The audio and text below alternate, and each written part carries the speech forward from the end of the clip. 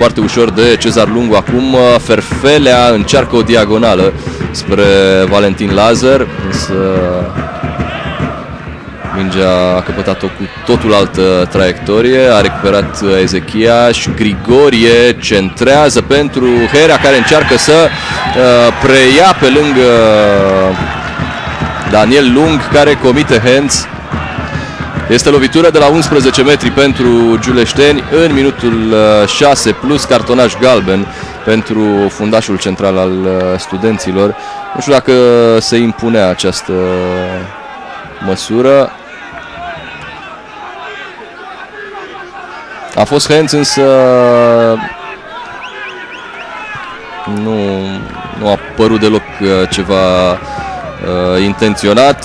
Putea rămâne Lung fără cartonaș galben la această fază. Execută Ovidiu Herea, golgheterul giuleștenilor. Față în față Herea cu Cezar Lungu. Herea înscrie 1-0 pentru Rapid din minutul 7, al 12-lea gol marcat de Herea în acest sezon. Și iată, Rapid își face meciul foarte ușor încă din startul său.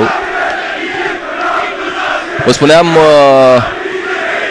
avea nevoie sau are nevoie în continuare de un singur punct Rapid pentru a-și asigura locul 5 în fața Oțelului. Oțelul joacă în această seară de la 21 și 30 de minute în direct la DigiSport un meci extrem de important cu FC Vaslui.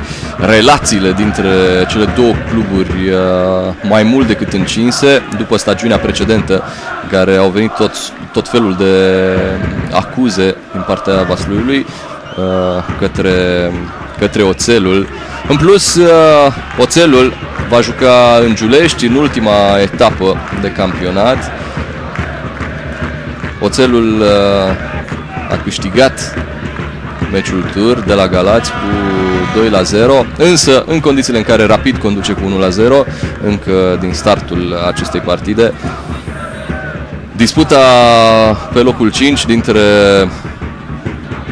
Rapid și Gălățeni nu mai este în niciun fel de actualitate. Teixeira se întoarce și șutează, însă o face tot în brațele lui Cezar Lungu, așa cum a făcut-o și Ciprian Deac din lovitură liberă ceva mai devreme. Iată 8 minute în care Rapidul a trimis 3 șuturi pe spațiul porții.